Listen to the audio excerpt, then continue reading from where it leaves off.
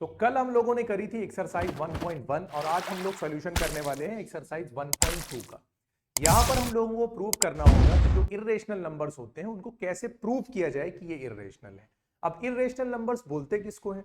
Generally जो non terminating non recurring decimals होते हैं, यानी non terminating non repeating decimal, यानी ना तो वो टर्मिनेट होते हैं और ना ही वो रिपीट करते हैं, उनको जनरली हम लोग इर्रेशनल नंबर की कैटेगरी में डालते हैं। जैसे अगर आप √2 को सॉल्व करो तो आपको मिलेगा 1.414 और आगे आप सॉल्व करते जाओगे तो वैल्यू आगे बढ़ती चली जाएगी। यानी ना तो ये कहीं पर भी एलिमिनेट होगा कंप्लीटली और ना ऐसा होगा कि एक सर्टेन पैटर्न पे रिपीट करने लगे। तो इस तरह के नंबर्स को हम लोग क्या बोलते हैं?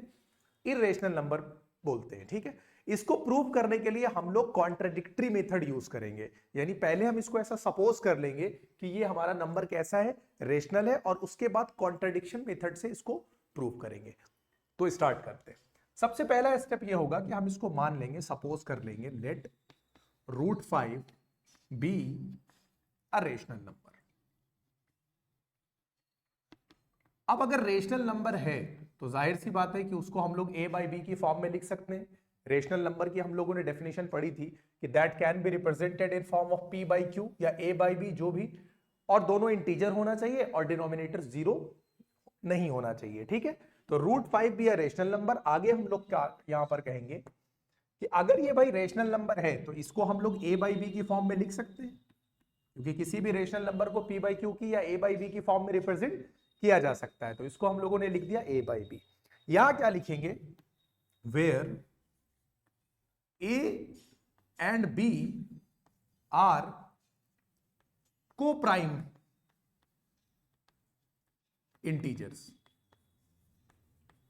और comma b is not equal to 0। अब b is not equal to 0 तो हमको पता है कि b कभी भी 0 के बराबर नहीं हो सकता क्योंकि नॉट डिफाइंड हो जाएगा। और a और b के बारे में हमने क्या कहा? देखो, इंटीजर तो होता ही है, एक और चीज हम लोगों ने यहां पे ली है कि वो को प्राइम भी है। को प्राइम का मतलब ये है कि a और b में कुछ भी कॉमन नहीं है एक्सेप्ट 1 के। इस चैप्टर के फर्स्ट लेक्चर में हम लोगों ने कवर किया था कि को प्राइम नंबर्स हम लोग उन नंबर्स को बोलते हैं जिनका हाईएस्ट कॉमन फैक्टर 1 होता है, या कह ले उनमें कुछ भी कॉमन नहीं होता है एक्सेप्ट 1। जैसे मैं बात करूं 9 और 25 की, तो 9 का अगर मैं प्राइम फैक्टराइजेशन करूंगा तो मिलेगा 3 × 3, और 25 का करूंगा तो मिलेगा 5 × 5। इन दोनों नंबर्स में मुझे कुछ भी कॉमन नहीं दिखाई दे रहा है, तो इन दो नंबर्स को, यानी इन दोनों के पेयर को हम लोग क्या बोलेंगे? को प्राइम नंबर्स बोलेंगे। यानी इनमें एक के अलावा कुछ भी कॉमन नहीं है। इसी चीज को हम लोग बाद में यूज करेंगे। यानी यहां पर हमने ये माना है कि ये को प्राइम है, ये आपको ध्यान में रखना है। यानी इसमें a और b जो हमने माना है इसमें कुछ भी कॉमन नहीं है एक्सेप्ट 1। अब आगे चलते हैं।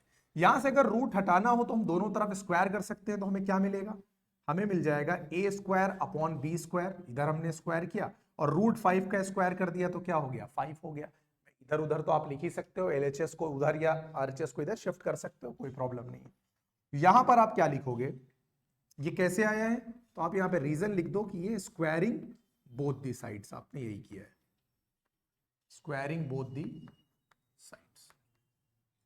अब a² इज इक्वल टू, ये b² इधर जाकर इंटू करेगा तो क्या हो जाएगा? 5b²। अब अगर मैं किसी भी चीज को 5 × समथिंग लिख रहा हूं, a और b मेरा इंटीजर है पहले से पता है, इसका मतलब वो नंबर 5 से डिविजिबल होगा। ऐसे समझो, जैसे अगर मैं 10 को लिख रहा हूं 2 × 5, तो इसका मतलब 10 2 से भी डिविजिबल है और 5 से भी डिविजिबल है।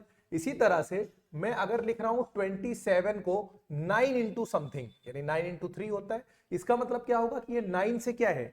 डिविजिबल है। तो अगर मैंने a² को 5 × समथिंग लिखा है, इसका मतलब a² 5 से क्या होगा? डिविजिबल होगा। तो यहां पर हम लोग कहेंगे it means a² is divisible by 5।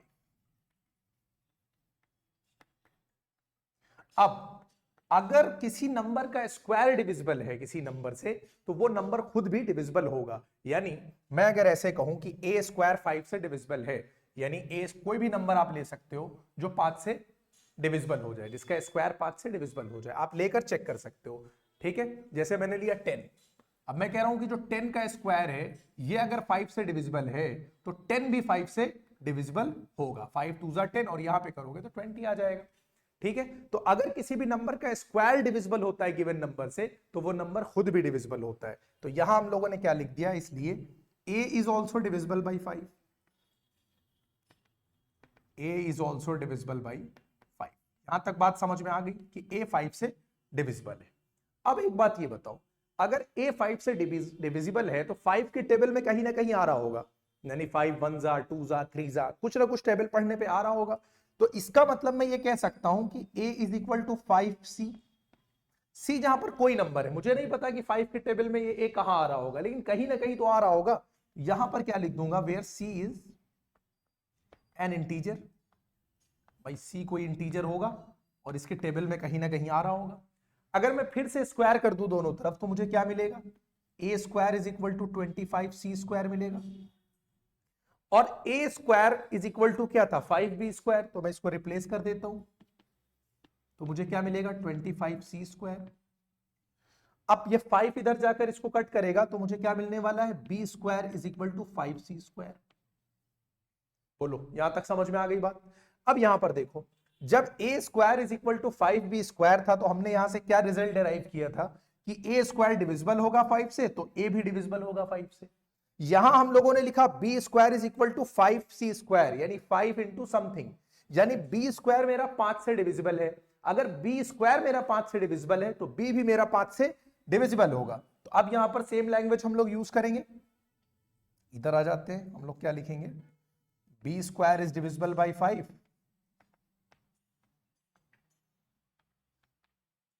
इसलिए b is also divisible by.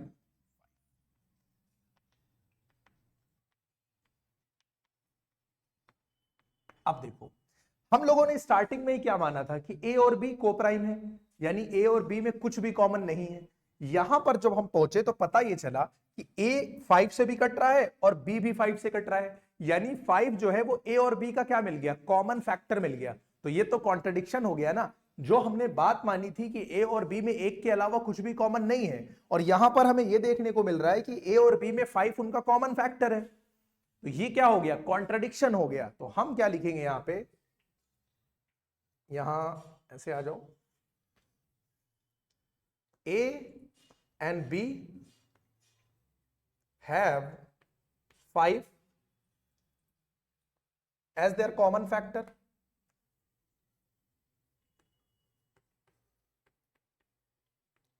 but we assumed, भाई हमने क्या माना था, a और b को हमने क्या माना था, को प्राइम माना था, एज को प्राइम। ये आ गया कॉन्ट्राडिक्शन। अब तो हम यहां पर क्या लिखेंगे, this contradiction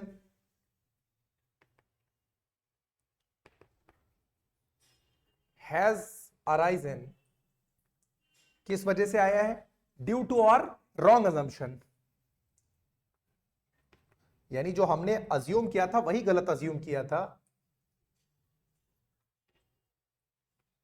due to our wrong assumption, hence root 5 is an irrational number।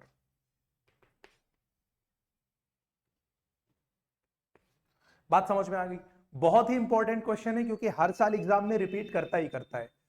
तो आप पूरा पैटर्न समझ में आ गया। फिर से हम लोग देखते हैं, रूट 5 को हमें इरेशनल प्रूव करना है, तो हम क्या कहेंगे कि रूट 5 एक रेशनल नंबर, यानी उसका कॉन्ट्राडिक्टरी अलग स्टेटमेंट मानेंगे। तो root 5 is equal to a by b हो गया, जहां पर a और b को हमने को प्राइम इंटीजर माना है और b 0 के बराबर नहीं है। को प्राइम का मतलब क्या हुआ कि इनमें कुछ भी कॉमन नहीं है एक्सेप्ट 1। दोनों तरफ जब हमने स्क्वायर किया तो हमें क्या मिला, a square upon b square is equal to 5, और ये b स्क्वायर इधर डिवाइड कर रहा है, उधर जाकर इंटू करेगा तो हमें क्या मिलेगा, a square is equal to 5b square. अगर मैं a स्क्वायर को 5 इंटू समथिंग लिख सकता हूं, इसका मतलब a स्क्वायर 5 से डिविजिबल है। अगर a स्क्वायर 5 से डिविजिबल है तो a भी 5 से डिविजिबल होगा। अब अगर a 5 से डिविजिबल है तो a 5 के टेबल में कहीं ना कहीं आ रहा होगा, जिसको हम लोगों ने यहां क्या लिखा, a is equal to 5c। Square किया दोनों तरफ तो a square is equal to 25c square मिला मुझे। a स्क्वायर की वैल्यू यहां कितनी थी, 5b स्क्वायर, मैंने यहां पे रिप्लेस किया तो 5b square is equal to 25c square हो गया। 5 से इधर कट हुआ तो b square is equal to 5c square हुआ। स्टेप रिपीट हो गया, जो यहां था वही बात यहां आ गई कि अब यहां पे हमें दिखा कि b स्क्वायर 5 से डिविजिबल है। अगर b स्क्वायर 5 से डिविजिबल है तो b भी 5 से डिविजिबल होगा। अब a और b का हमें 5 दिख रहा है, कॉमन फैक्टर है, लेकिन हमने अज्यूम किया था कि a और b को प्राइम है, कॉन्ट्रडिक्शन आ गया, और ये कॉन्ट्रडिक्शन क्यों आया है? Due to our wrong assumption, इसलिए हम कह सकते हैं कि √5 इर्रेशनल नंबर है। क्लियर हो गया? तो होप ये फर्स्ट क्वेश्चन क्लियर हो गया होगा। इसी के बेसिस पे हम लोग √2, √3, √7 सब इसी पैटर्न पर करेंगे। ठीक है, क्वेश्चन नंबर 2 में हम लोगों को क्या प्रूव करना है कि 3 + 2 √5 है, ये एक इर्रेशनल नंबर है। तो पहला स्टेप, हम लोग जब भी इर्रेशनल प्रूव करना होगा कॉन्ट्रडिक्शन मेथड यूज करेंगे। सबसे पहले हम लोग क्या अज्यूम करेंगे कि let 3 + 2 √5 be a rational number. अब अगर ये रेशनल नंबर है तो इसको हम लोग किस फॉर्म में लिख सकते हैं? a/b की फॉर्म में लिख सकते हैं। तो हम लोग इसको लिखेंगे इज इक्वल टू a/b। यहां मैंने बताया था क्या लिखना है आपको कि a/b को क्या मानना है, a और b को क्या मानना है? को प्राइम। तो a और b ये क्या है आपके? को प्राइम इंटीजर है, और को प्राइम का मतलब क्या हुआ कि इनमें कुछ भी कॉमन नहीं है एक्सेप्ट 1, और b 0 के बराबर नहीं होगा। अब 2√5 इज इक्वल टू a/b। देखो 3 इधर क्या हो रहा है, ऐड हो रहा है, तो जब इसको ट्रांसपोज करेंगे दूसरी तरफ लेकर जाएंगे तो ये क्या हो जाएगा? माइनस हो जाएगा। ठीक है, 2√5 इसको थोड़ा सा सिंप्लीफाई करेंगे तो ये हमें क्या मिलेगा? a-3b/b, क्योंकि ये फ्रैक्शन वाले में बताया था, ये इससे इंटू करेगा, ये इससे, और ये दोनों आपस में। 2 इधर इंटू कर रहा है तो यहां पर हम क्या लिखेंगे? a-3b/2b, क्योंकि यहां पर 2 इंटू कर रहा था तो यहां जाकर डिवाइड कर देगा। अब यहां पर बहुत से लोगों को ऐसा लगता है, बहुत से बच्चों को ऐसा लगता है कि इस तरह के क्वेश्चंस में पहले हमको √5 को इर्रेशनल प्रूव करना होगा। नहीं, ऐसा कुछ नहीं है। यहां पर ये फैक्ट हम लोग मानकर चलेंगे कि √5 क्या है? इर्रेशनल नंबर है। यानी जब सीधा सीधा क्वेश्चन ये बोल रहा है कि √2 प्रूव करो, √3 प्रूव करो, √5 प्रूव करो, तो वही वाली टेक्निक अपनाएंगे जो हम लोगों ने लास्ट क्वेश्चन में देखी थी, यानी उस तरह से प्रूव करेंगे। लेकिन अगर इसके साथ कोई भी नंबर आया तो इस क्वेश्चन को और ज्यादा आसान बना देगा, फिर उसको हम इसी तरह से करेंगे। अब यहां पर ये बताओ, जब a और b इंटीजर है, because a and b are integers. अब अगर a और b क्या है? इंटीजर है, तो ये जो मेरा रिजल्ट निकल के आया है ये रेशनल होना चाहिए कि नहीं? इसलिए a-3b/2b is a rational number. बोलो भाई, इंटीजर है, p/q की फॉर्म में है कि नहीं है? और p पहले से 0 के बराबर नहीं है, तो ये p/q की फॉर्म में हो गया। a और b इंटीजर था तो उनका सब्ट्रैक्शन एडिशन सब इंटीजर ही देगा। ठीक है, तो यहां से हमें क्या पता चला कि a-3b/2b, ये ऊपर वाला भी इंटीजर ही होगा, नीचे वाला भी इंटीजर होगा, तो ये पूरा रिजल्ट क्या आना चाहिए? रेशनल नंबर आना चाहिए। जब राइट हैंड साइड रेशनल आएगा तो √5 भी क्या आना चाहिए? रेशनल आना चाहिए। तो इसलिए हम इससे कह सकते हैं कि भाई √5 भी क्या है? रेशनल नंबर है। इससे क्या हो गया? कॉन्ट्राडिक्शन आ गया। बट इससे क्या हो गया? कॉन्ट्राडिक्शन आ गया, but this contradicts the fact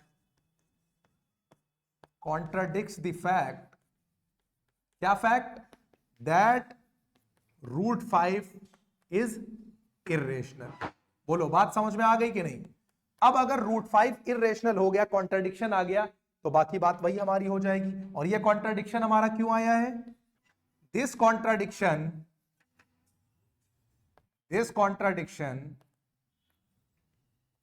has arisen due to our wrong assumption। ये लाइन तो रट लो बिल्कुल, यही बार बार लिख देना है।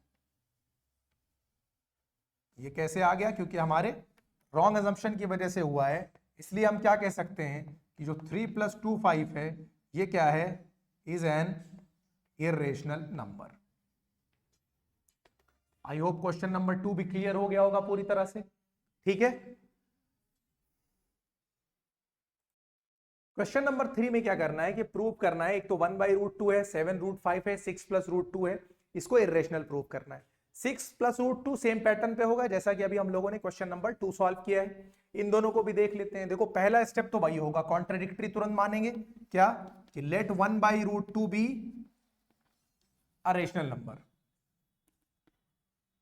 उसके बाद 1/√2 अगर रेशनल है तो इसको हम लोग a/b की फॉर्म में लिख सकते हैं, where a b are coprime integers और b 0 के बराबर नहीं है, ये बात मान लेंगे। अब यहां पर देखो 1/√2 इज इक्वल टू a/b है, अगर हम इसको ऐसे पलट दें तो √2 इज इक्वल टू क्या आ जाएगा, b/a आ जाएगा। अब अगर a/b रेशनल है, यानी a और b इंटीजर है, तो ये b/a ये भी क्या होना चाहिए, बोलो, रेशनल होना चाहिए। ठीक है, because a/b is a rational number, hence b/a is also a rational number. तो अब हम यहां पे क्या कह सकते हैं, अगर a/b रेशनल है तो b/a भी क्या हो जाएगा, रेशनल हो जाएगा। अब जब ये रेशनल हुआ तो √3 भी क्या हो जाए, √2 भी क्या हो जाएगा, रेशनल हो जाएगा। इससे क्या आ गया, कॉन्ट्राडिक्शन आ गया। This contradicts the fact that √2 is irrational। अब आगे वही language, this contradiction has arisen due to our wrong assumption, hence 1/√2 is a irrational number, is an irrational number। उसके बाद सेम पैटर्न पे आ जाते हैं 7√5 वाले में। आप देखो इसको भी वही लैंग्वेज, सबसे पहले क्या करेंगे, ए रेशनल नंबर, यही लैंग्वेज, 7√5 भी a rational number, 7√5 can be written as a/b, a/b are coprime integers, ये हो जाएगा a/7b, because a/b is rational, hence a/7b is, भाई a/b क्या है, ये रेशनल है, इसलिए a/7b इज ऑल्सो रेशनल। अब अगर a/7b रेशनल है तो √5 भी क्या होना चाहिए, ये भी रेशनल होना चाहिए।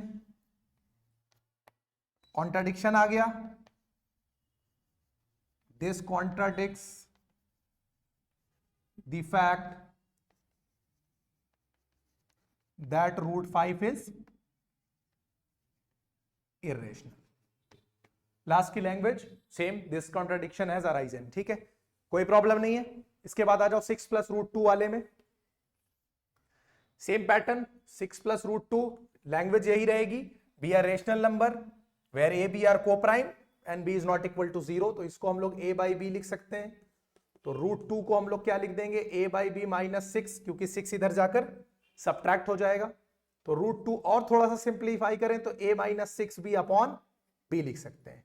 फिर यहां से लैंग्वेज यही रिपीट हो जाएगी कि भाई a/b क्या है, रेशनल है, तो यहां पर लिख दो a/b इज रेशनल, क्योंकि हमने इसको रेशनल माना था, इसलिए a-6b/b इज ऑल्सो रेशनल। ठीक है, इसलिए √2 इज also rational। this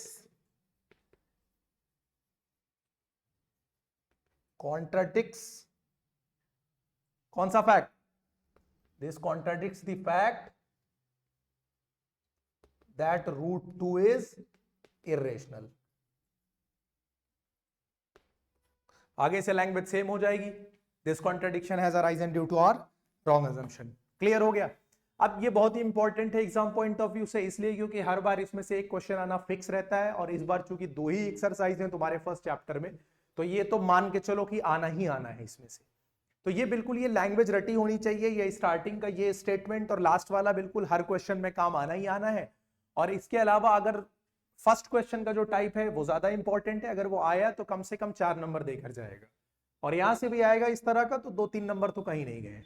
ठीक है, तो आई होप इसमें कोई प्रॉब्लम नहीं होगी। चैप्टर 1 आज हम लोगों ने खत्म कर लिया है। अब नेक्स्ट लेक्चर में हम लोग स्टार्ट करेंगे पॉलिनोमियल्स।